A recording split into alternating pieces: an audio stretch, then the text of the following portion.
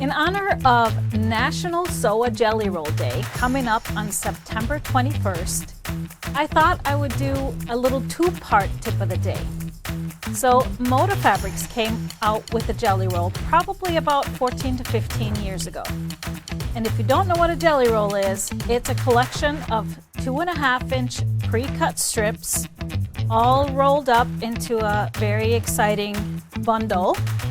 And usually in a Moda jelly roll, there are 42 strips. Now, I just so happened to have a pattern that uses 39 strips for a lap size quilt.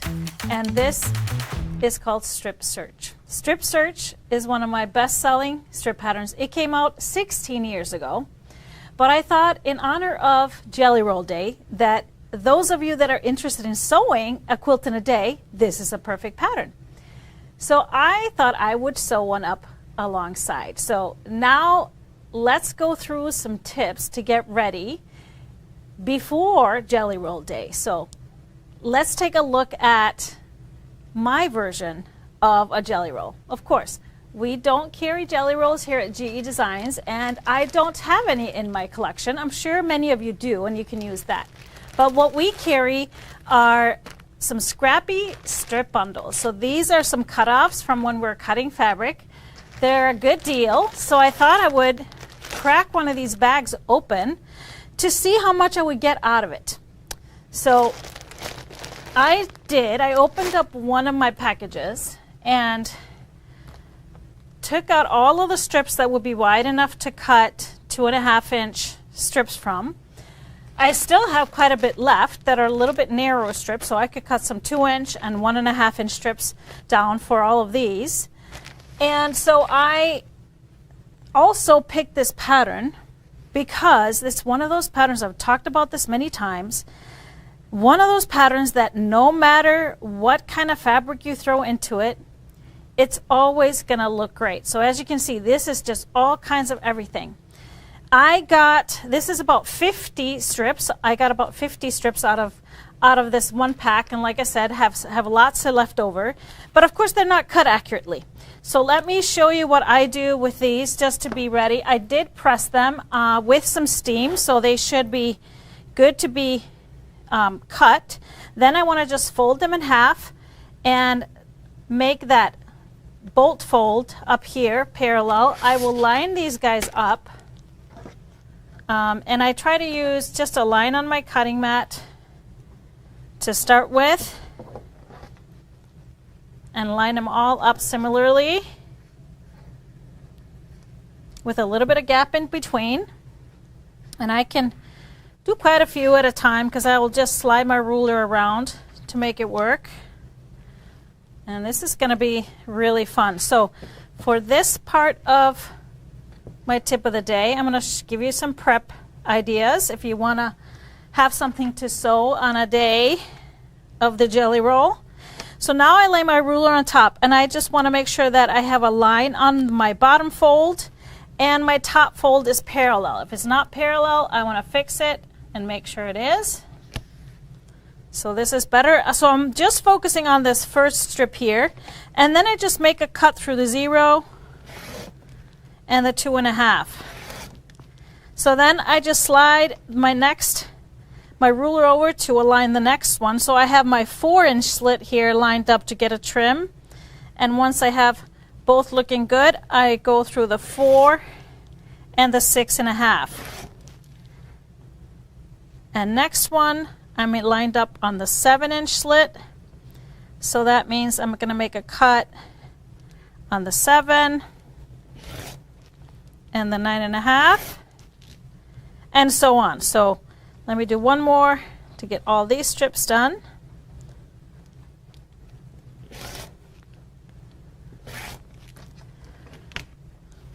So once I have this, look at this. I have 4 strips, perfect, 2.5. And the great part about this is they're perfectly accurate just from scraps. So whether you have scraps and want to just grab some strips and start pulling, you can do that. Or if you have a jelly roll, you can do that you can grab yourself one of those strip bags and do what I'm doing. It'll be really fun to see what the quilt looks like coming out of this. If you do have a jelly roll and want to get going with that one, I recommend the same thing because, of course, our jelly rolls have a pinked edge, and many other company pre-cuts do as well. So I actually do the same thing if I'm using any pre-cut strips like that. I will line them up and use my Stripology ruler to make sure that I have a good edge that is accurate to line up. So I do the exact same thing. I kind of center the 0 and the 2.5 inch slit on top of my strip, making sure everything is aligned. And I do the same thing. Sometimes there's barely a cut, and sometimes I'm just nicking that edge that has the pinked edge. And so now I know I have an accurate line to stitch on as I feed these through my sewing machine. So let's do one more here, and I can show you what is being trimmed off.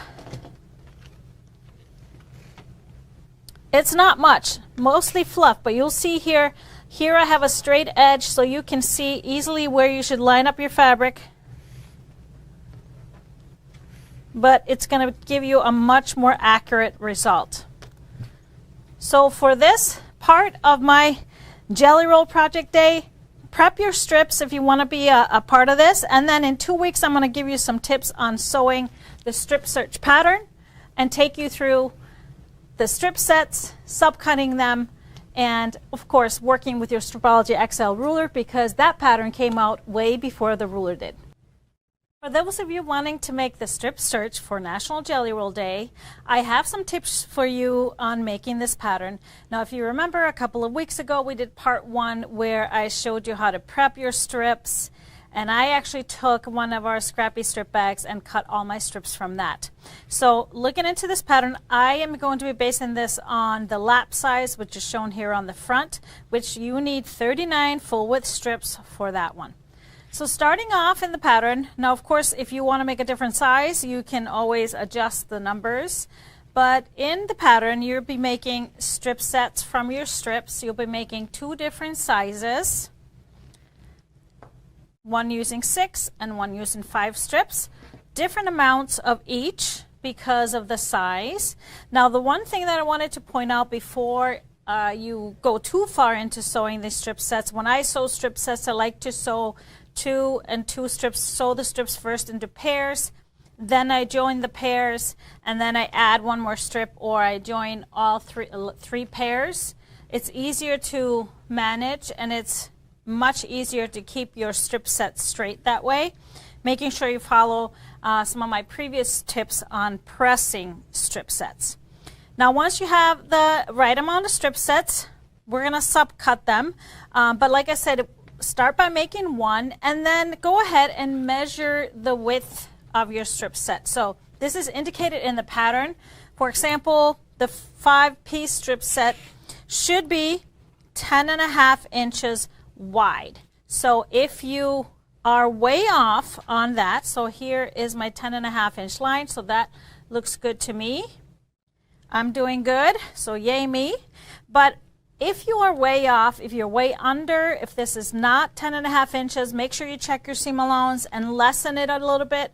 If you're way over, and when I say way, then I'm talking at least 1/4 inch or more, then make sure you do a little bit deeper seam. So figure out your correct scant seam allowance before you go any further, because it's going to really matter in the end. So now that we have our strip sets, I'm going to subcut them. So when I have these longer strip sets, especially for the 10.5 inch wide one with a 5-piece, I like to fold them in half, making sure I'm just aligning these selvages so I know I'll get a trim. Now for this one, we want to try and get 4 subcuts out of this, which means we need a usable 42 inches out of the strip set. So if you have smaller ones, you may have to make more strip sets. So how I always determine this, I make sure, because we're going to have to cut on the edge of the ruler, I make sure I have a cut there And then I look here and see where my zero slit is, and I can see I get a good trim, so I am good to go. So then, as I'm lining up my ruler, I'm using my horizontal lines to line up with my seams. Now, will you land on each one perfectly? Probably not, but you can make sure that they are nice and parallel, all of them, so you're ready to get really nice squares from subcutting these strip sets. So we're cutting it to the same as the width of the set.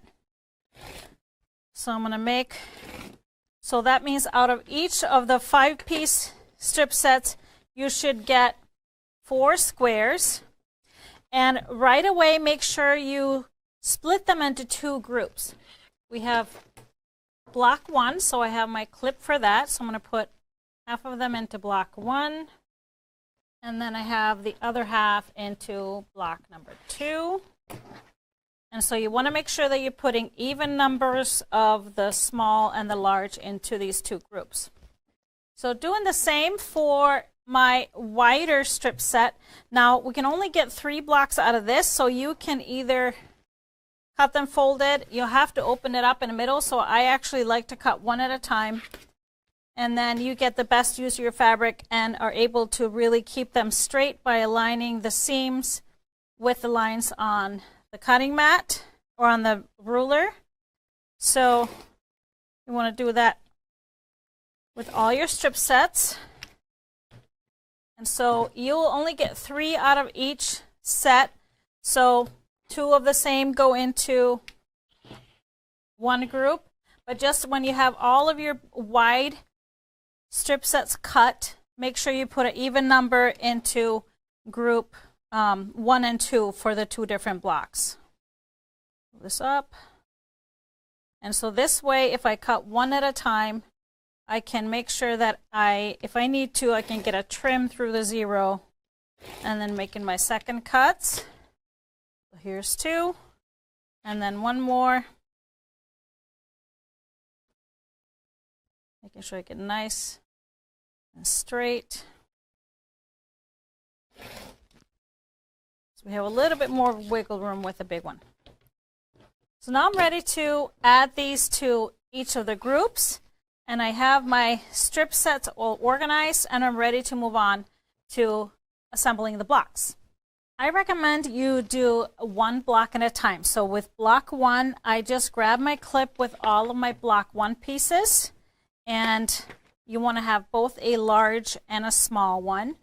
And so in step 3 of the pattern, it shows you exactly how to turn your units to get that accurate cut, because it really matters if you're cutting these this way or this way, and that's the difference between the block 1 and block 2. So make sure you have that image right in front of you. So for block 1, I'm going to start on these. I am making sure that my strips are going diagonally downhill from left to right. So you want to do that with both of them. You can, if you want, to layer 2 of them together, because we're just going to cut these apart. And normally I like to make my cut through a slit, but because the size of these are too large, I like to use the edge of my ruler. I still like to use a Stripology ruler because it keeps this part of my block all nice and in place. And then I'm just very careful cutting on the edge of the ruler, cutting these in half. So as you can see, when you cut them at this angle, you're going to end up with the same type of shape here. And I want to do the same with this one, keeping that same angle for block A. So my strips are going downhill from left to right. And I'm going to cut these apart as well. These are the larger.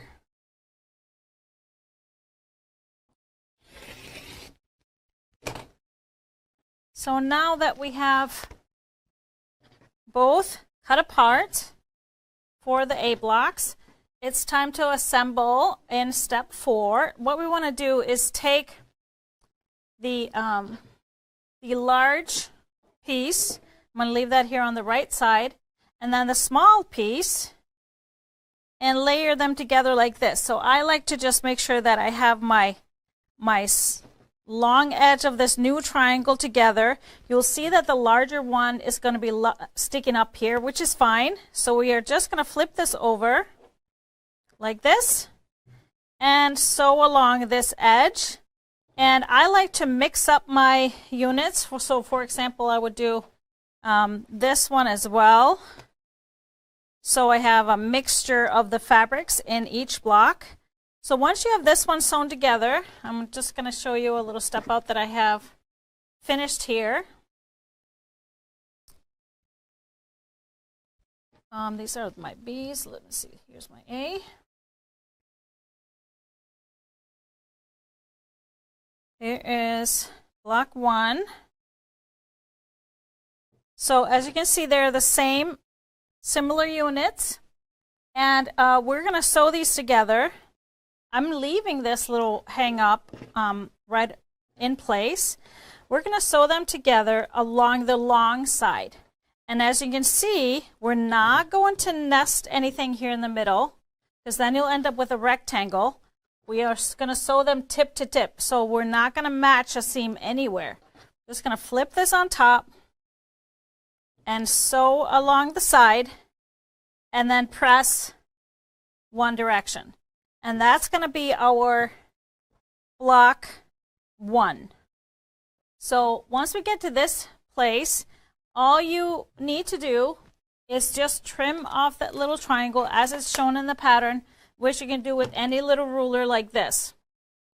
I, however, am going to show you a little tip on how, if you want to square these up, because they are odd size, they land anywhere in between a 15 and a half to a 15 and 3/4 inch block. So I'm going to show you how you can trim it if you want to. But otherwise, you would just trim these 2 little triangles off and you have your block done. So the block 2s are going to be very similar, except the angle of the strips. So you want to have your strips going downhill from right to left. You're going to cut them apart that way. And that's how you end up with the opposite units. As I showed you, you'll have opposite blocks.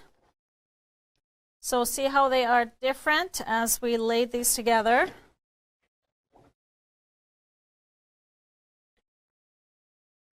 And it's hard to see afterwards. That's why I recommend making all your block 1s and making sure you clip them with the right clip. But the difference is, as you can see here, these strips are angled one way and these are angled the other way. So no matter how you turn them, they're always going to be angled opposite. Okay, so let me give you a little tip if you wanted to trim these and make these really nice and square, because it really doesn't matter what the block size is. So here I have a finished block. And because these are larger, you have outside edges that are cut on the bias, so be careful of not overworking them too much. Because they are so oversized, you want to just fold them in half. So I have them folded in half here. You want to place a horizontal line on the bottom fold. And then I'm just seeing where I can get a little bit of a trim. If I'm going to trim these to 15.5 inches. That looks good to me, 15.5 inches. And then I just make 2 cuts on the 0 and the 15.5. And then I'm going to open this up and turn and fold it up again. Now along that new fresh cut edges. And repeat the other side. So aligning the bottom fold and centering that between the 0 and the 15, so you get an even trim on both sides. 15.5, sorry, 15.5, that was too much. 15.5, so there's a lesser trim on this side. And that way you'll get a really nice square block. So make sure that you leave them like this and are not handling them too much because of that bias edge all the way around.